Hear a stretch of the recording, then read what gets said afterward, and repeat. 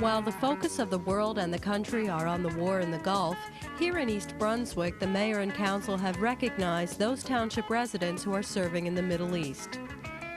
Welcome to This Week in East Brunswick. This week, local officials held a special yellow ribbon ceremony to commemorate area servicemen and women. The New Jersey Turnpike Authority organized a public hearing to announce proposed toll increases. And Mayor Jack Sinagra joined Superintendent of Schools Dr. John Kopko to discuss the Mayor's Scholarship Fund. These stories and more are coming up, including a special interview with Library Trustee Jim Hess. But first, here's what you can expect next week on Channel 8.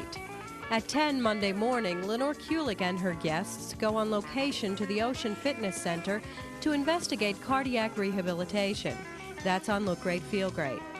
At 10:30, it's stories from the library for preschoolers. Tuesday night, In Print features discussions about different forms of cultural education. That's at 7 o'clock. At 7:30, John Magliaro and East Brunswick High School Supervisor of Athletics, Frank Knoppenberger, review the high school's fall sports season on Sports Talk.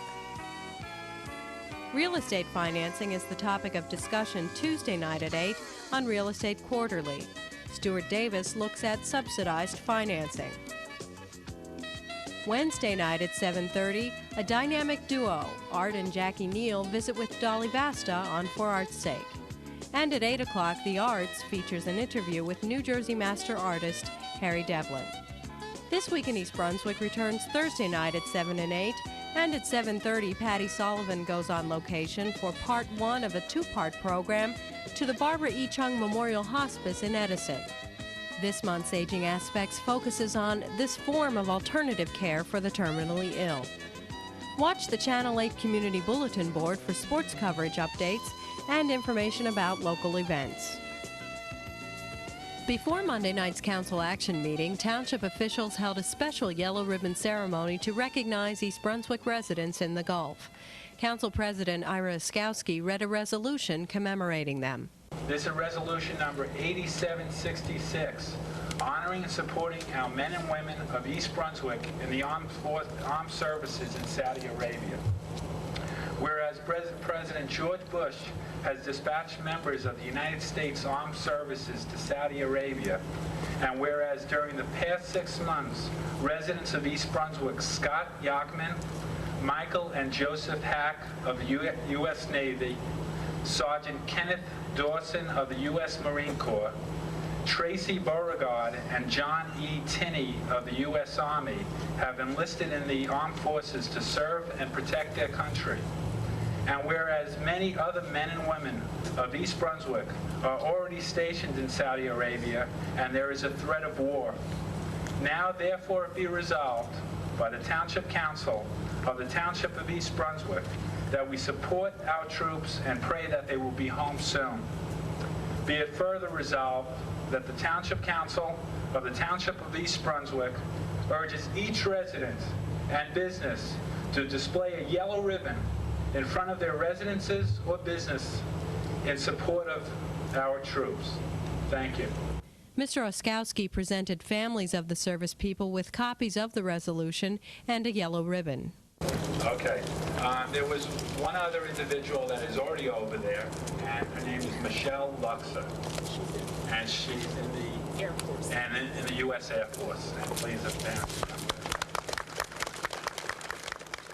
Army Reservist Tracy Beauregard, whose unit was notified that they would be going to the Gulf in the next few weeks, was also recognized.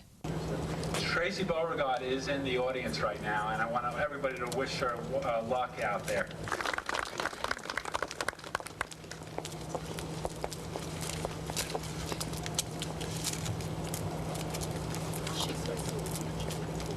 Tracy is also a township employee, I just found out. Good luck. Thank you. Mayor Jack Sinagra, in an emotional speech, announced what the ribbons are for and what he plans to do after the crisis. I couldn't help but be moved, though, this weekend watching all the debate in Washington.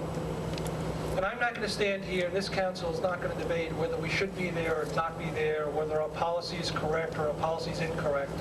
But I couldn't help but hear Senator and Congressmen, one after another, always refer to Vietnam and the tragedies of Vietnam. But one of the greatest tragedies of Vietnam, we all, as citizens, as neighbors, as parents and friends of people over there, can prevent. And that's the tragedy of when these soldiers and people come back, that they don't come back with our gratitude for serving. And I think if anything, that America and us as citizens and parents and friends should learn that that tragedy can be avoided. And I pledge that if there is a war, and God, we all hope there isn't, that when these men come back, at least East Brunswick is going to have a parade, and all these men are going to march down Route 18 if I have anything to say about it. And women. And this parade is not about glory, it's not about victory, and it's not about war, but it's for these dedicated servicemen and women who have risked their lives and served their country so well. So let's avoid that tragedy in that part of Vietnam. Let's all pull together and show that we do support our service people. Thank you. We'll have a review of Monday night's council meeting later in this program.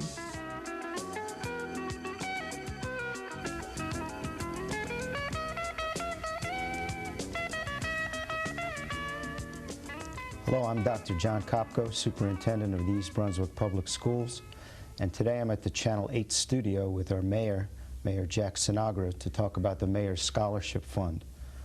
The fund will provide 2 scholarships for graduating seniors from East Brunswick High School, one in the amount of $4,000, which will be distributed at the rate of $1,000 per year, and the other scholarship would be a $2,000 scholarship at the rate of $500 a year.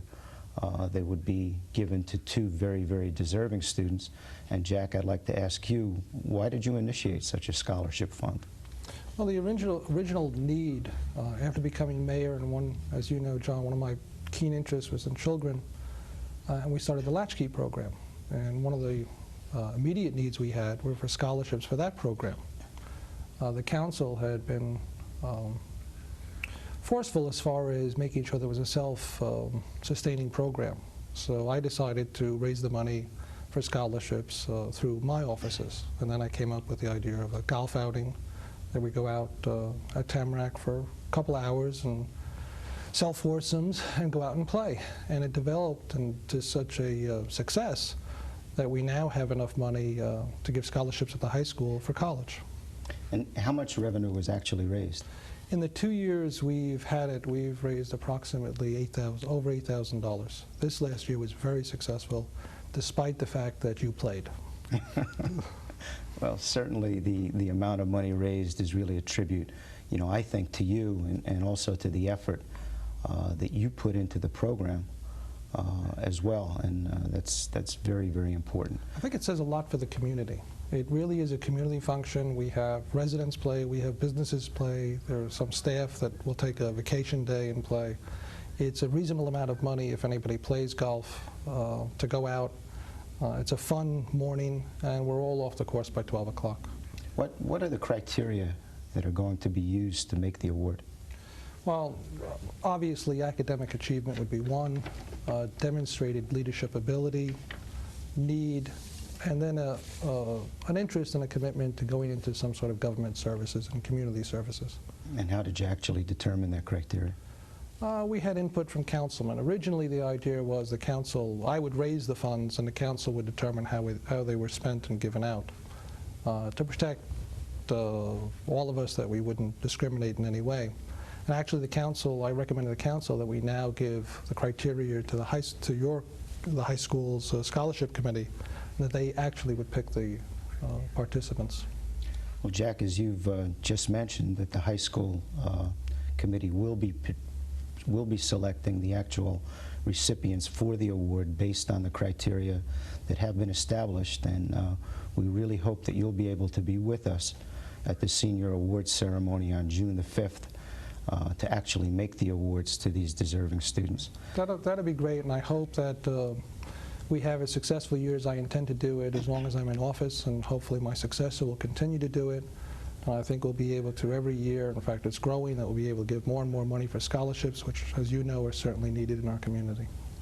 And before we do close, I'd like to say to you on behalf of the Board of Education, on behalf of our students, we'd like to extend our sincere thanks and appreciation to you for your support of the school system in general, not only in the scholarship area, but in many other ways.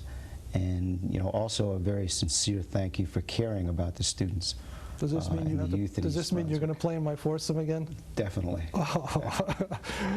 That I have to say was an unsuccessful foursome, but we gave it a good try anyway. Well, I can assure the Board of Education that you certainly don't spend a lot of time playing golf. Well, once again, I'd like to thank you for being here and thank you for caring for our students. Authorities representing the New Jersey Turnpike conducted a public hearing Tuesday evening to provide a forum for opinions to be presented concerning 4 different toll increase options. Executive Director of the Turnpike Authority, Donald Watson, proposed that by April 1, 1991, the major transportation artery would increase tolls by 60, 70, or 80%. Another potential plan stated is to increase tolls for passenger vehicles by 50% and offer a 120% increase to trucks and buses. Watson mentioned that an increase was needed to compensate for $2 billion in bonds sold and $728 million in roadway improvements. Such projects are divided into 2 tiers and include some of the following: relocation of Interchange 7, ramp improvements at Interchange 15E, noise barriers and widening construction between Interchanges 9 and 8A, interconnection of the Turnpike and the Atlantic City Expressway, and the interconnection of Route 92 from Interchange 8A to Route 1. State Assemblyman George Spadora expressed his concern with the Turnpike's potential increases, as did Council members Hudak, Clark, Sporn, and Zarnowski. By raising your own budget 6%, it takes a lot of gall. In East Brunswick, we sharpened our pencil, and our municipal tax rate last year was 79 cents per hundred. It was the same as the previous year. We're tightening up our belt this year. Why can't the Turnpike tighten their belt? But you have a responsibility to the people who depend on you. They don't have a choice. They need you to make a decision that's going to be fair. And as I said the last time I spoke before you, you're entitled to an increase because your costs go up like everyone else's. But you have to be responsible.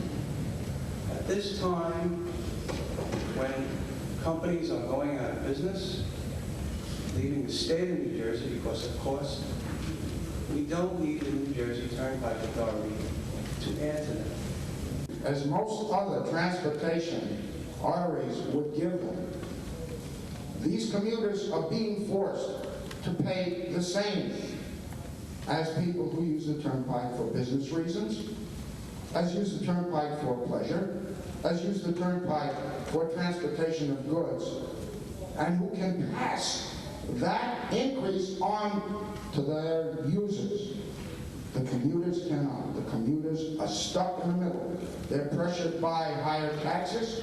They're pressured by commutation rates. They use the buses raise the fares accordingly. The commuter pays for it. They use the Turnpike to get to work. They pay for it. In either case, they have nowhere to turn to. They can't go to their employer and say, hey, look, the Turnpike raised its rates 60%. I want that back from you. The truckers can do that. The buses can do that. The commuter transportation people and the commuters cannot. The voters in New Jersey sent the governor a clear message. The message was we were tired of paying higher taxes. We were tired of being taxed all over. And then a month later, we're faced with a toll increase. I feel it should be rethought. The commuters should be given priority. In addition to the commuters, if the toll increase was to take effect, commerce would be affected, the trucking industry would be affected, and those costs, additional costs of the industries, would have to be borne by the consumer. And again, it would contribute to further inflation. So I ask that you reconsider Take the example, as Councilman Hudak, my colleague on the council, stated, we tightened our belts in East Brunswick. We had no increase in municipal taxes. We ask you, please take a hard look. I realize you have bond payments to meet. Take a hard look at your staffing requirements. Maybe through attrition, additional people could be eliminated, so this toll increase could be avoided and help the people on mass transit and the commerce industry in New Jersey. Thank you very much.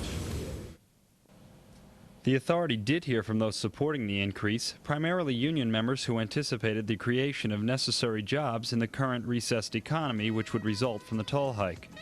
All suggestions were openly accepted by the Turnpike Committee and are being given consideration.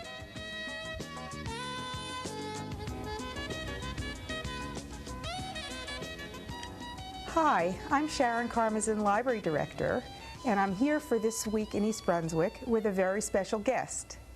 He's Jim Hess, the Vice President of the Library Board of Trustees.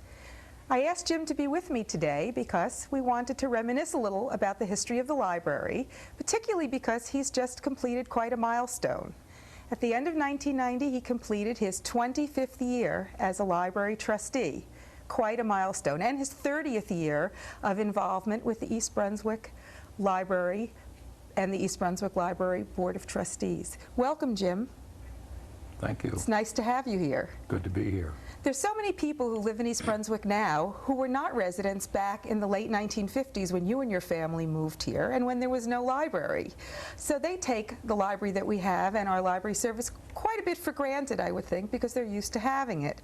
Maybe you can fill us in a little bit. What was it like when you first moved here for library service? What got you involved in the creation of a library in East Brunswick? In the first place, there was only about 6,000 people in the town, and there was a very small association library, the Alice Appleby DeVoe Library, out in the historic part of the township. And in late 1957, there was a meeting called, which I didn't attend, but the East Brunswick Kiwanis Club called a meeting and had invited a representative of the state library to come and tell them what it would take to have a stronger library service for the beginning to grow community. And about that time, my wife attended that meeting, came home, told me about it. I was interested but didn't pay too much attention, and a few weeks later a fellow by the name of Herdman, Jack Herdman, called on me and asked if I would undertake to do something about some library service. It's one of Jack's claims to fame. I know he certainly considers himself responsible for your longtime involvement. And Jack, by the way, about that time was the executive secretary of the very small East Brunswick Chamber of Commerce. Mm-hmm. So toward the end of the year, we called a small meeting and invited in representatives of the state library. They told us that we should not try to build a library, that we should try to pass a referendum. We formed an association and got ourselves properly certified to do that and began to promote the idea of passing a referendum. That was, as I say, 1957. By 1961, we had reached the point where the township committee that preceded the present township council thought it was a good idea to go ahead. So this was no overnight success. That's right. There was, in the meantime, there was a lot of researching and building up of a number of people who had some interest in the project. And in 1961, we presented the first referendum, which was turned down by the citizens. We were told by the township council, don't think anything about that, just put it up next year and it'll probably go ahead. So we put it on the ballot in 1962, and it was turned down again. Well, we sat back and licked our wounds for a little while, but went to work on it, and in 1965 we did an all-out campaign. We had a lot of help from community leaders and presented the idea to organizations all over the town, and in November of that year, in the general election, the referendum was passed, and the library came into being in the first months of 1966. Well, by library standards, this is a very young library, and yet it has quite a fine reputation. What would you say that you would attribute this to? What really has been the thing that has made this library what it is? I think the first thing that made an important difference was that those people who were the original trustees on the board of the library were interested in finding out the best way to go ahead and do the job, and so we began to look outward right away. We made contact with other libraries all around the state and so forth, and got ideas, and that has been, I think, the same thing that has gone on ever since. We called together within the first month that we were here, we called together the other libraries in what was then called the south part of Middlesex County, and that group, which ultimately became the Libraries of South Middlesex and then now the Libraries of Middlesex, has been a source of communication and exchange ever since. Well, you have been a leader not only here in East Brunswick, but on the county level, on the state level, and on the national level in trusteeship. Most recently, you've just completed a 5-year term as a charter member of the Union Middlesex Regional Library Cooperative Executive Board. This is a board that oversees services that are provided to the two-county area with state funding. It's a 5-year-old agency, and as I said, you were one of the charter members. What do you see as the major contribution that this group has made to library service on the local level? Well, it has had a lot to do with arranging for and providing cooperative services, and several of them mandated, such as reference service among all of the libraries of the two counties, and delivery service and that sort of thing. But one of the most popular services has been that of open borrowing, which has made it possible for most of the libraries to go, the patrons of most of the libraries, to go into other libraries and select items from those collections and borrow them at no additional cost, not having to join that other library.